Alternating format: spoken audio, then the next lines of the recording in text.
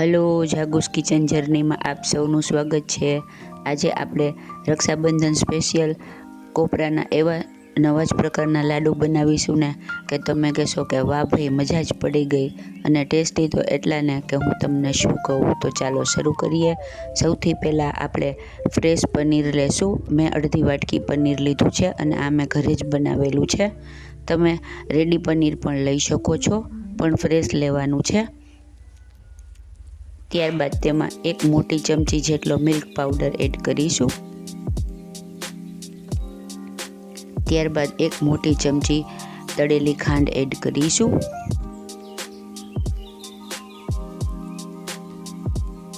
હવે એક મોટી ચમચી ડ્રાયફ્રૂટ પાવડર એડ કરીશું। આમાં મેં કાજુ, બદામ અને પિસ્તા મિક્સ કરી અને ડ્રાયફ્રૂટનો પાવડર બનાવી લીધેલો છે।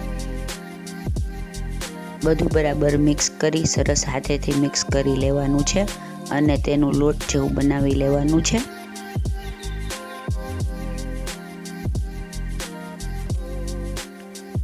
ફ્રેન્ડ્સ, ટોપરાના લાડુ તો તમે ખૂબ જ બનાવ્યા હશે અને ઘણી વખત ખાધા પણ હશે, પણ આ એક નવા જ પ્રકારના સ્ટફ કોકોનટ બોલ્સ છે।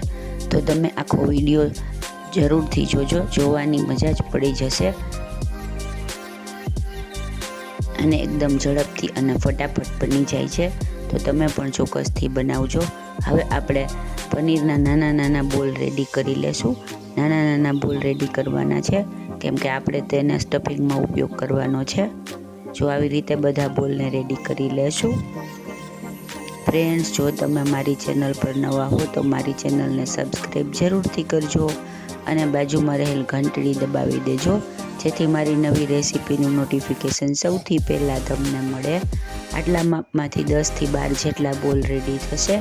હવે આપણે બીજું પેન લેશું અને તેમાં અડધી વાટકી ખાંડ અને પા વાટકી જેટલું પાણી એડ કરીશું। ખાંડ ડૂબે એટલું પાણી એડ કરવાનું છે અને તેને ગેસ ઉપર મૂકી મીડિયમ ગેસે ચલાવતા રહી અને તેની એક તારની ચાસણી રેડી કરવાની છે। એકદમ કડક ચાસણી લેવાની નથી। ખાંડ ઓગળે પછી સેજ 2-3 આંટા લઈ એટલી આપણા હાથમાં લગાવીએ તો એક તાર થાય એટલી, એટલે સેજ ચીકણું થાય ત્યાં સુધી આપણે સુગર સિરપ રેડી કરવાનું છે। ગેસની ફ્લેમ ધીમી રાખવાની છે કેમ કે ખાંડ ઓછી હોવાથી તો તે એકદમ કડક થઈ જશે।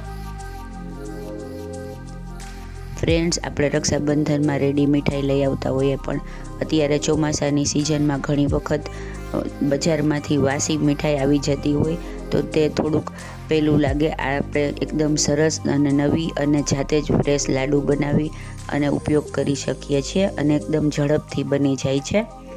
હવે આપણે તેમાં વજનમાં 100 ગ્રામ એટલું ઝીણું ટોપરાનું ખમણ એડ કરીશું અને પિંચ જેટલો મેં યલો ફૂડ કલર લીધો છે તે એડ કરીશું। તમારી પાસે ફૂડ કલર ના હોય તો તમે થોડી હળદર પણ નાખી શકો, તે પણ સરસ લાગે છે।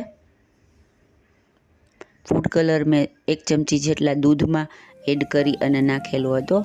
હવે ત્યારબાદ આપણે તેમાં 1 ચમચી ફ્રેશ ઘરની જ મલાઈ એડ કરીશું।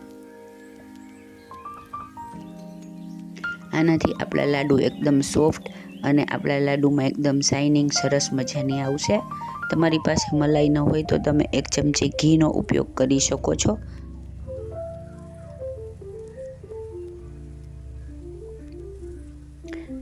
આ લાડુ એકદમ નવી જ રીતે બનાવેલા છે, તો તમે પણ ચોક્કસથી બનાવજો। સ્ટફ કોપરાના લાડુ ખાવામાં એકદમ સરસ અને દેખાવમાં તો એકદમ જોરદાર લાગે છે। હવે આપણું આઉટર લેયર રેડી થઈ ગયું છે। ગેસની ફ્લેમ એકદમ ધીમી રાખી દેવાની છે અને હવે ગેસ બંધ કરી અને આપણે તેને નીચે લઈ લેશું અને એક પ્લેટમાં ઠંડુ થવા માટે મૂકી દેશું। આપણો સેજ હાથમાં લઈ શકાય તેટલું ઠંડુ તેને કરવાનું છે। અત્યારે તે ખૂબ જ ગરમ છે, તો સેજ ધ્યાન રાખવું। હાથમાં લઈ શકાય તેવું ઠંડુ થાય એટલે તેમાંથી નાનો ભાગ લઈ અને આવી રીતે થેપી અને તેની પૂરી જેવું બનાવી લેશું।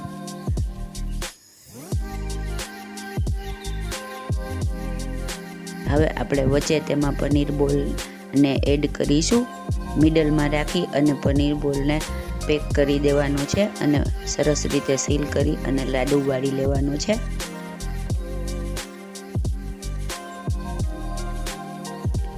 એકદમ ઇઝીલી અને એકદમ ફટાફટ બની જાય છે.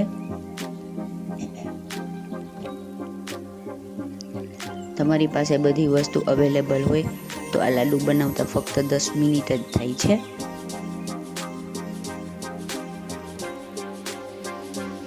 જુઓ આપણો લાડુ રેડી થઈ ગયો છે. આવી રીતે આપણે બધા જ લાડુને રેડી કરી લેશું.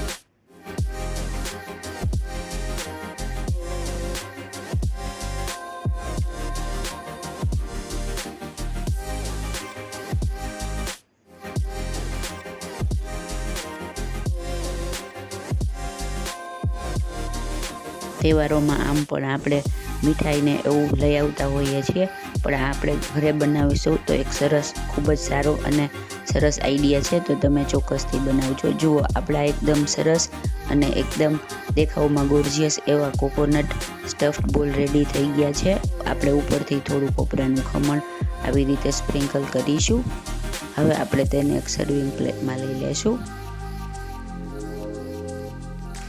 છે ને એકદમ જોરદાર, ખાવામાં એટલા જ મજેદાર અને એકદમ સરસ છે. એકદમ નવા જ પ્રકારના સ્ટફ કોકોનટ બોલ રેડી છે.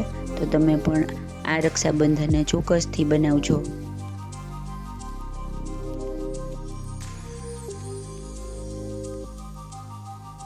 એકદમ ટેસ્ટી અને એકદમ મજેદાર એવા આપણા કોકોનટ બોલ રેડી છે. હવે આપણે તેને કટ કરીને જોઈ લેશું. જુઓ એકદમ સોફ્ટ અને અંદરથી કેવા સરસ, એકદમ રસકદમ જેવું દેખાઈ રહ્યું છે ને એકદમ જોરદાર, ખાવામાં એટલું જ મજેદાર છે. તો તમે પણ ચોક્કસથી બનાવજો.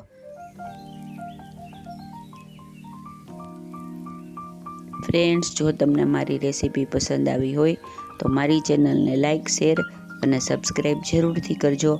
અને મારી રેસીપી તમને કેવી લાગે છે તે પણ જણાવજો. ધન્યવાદ.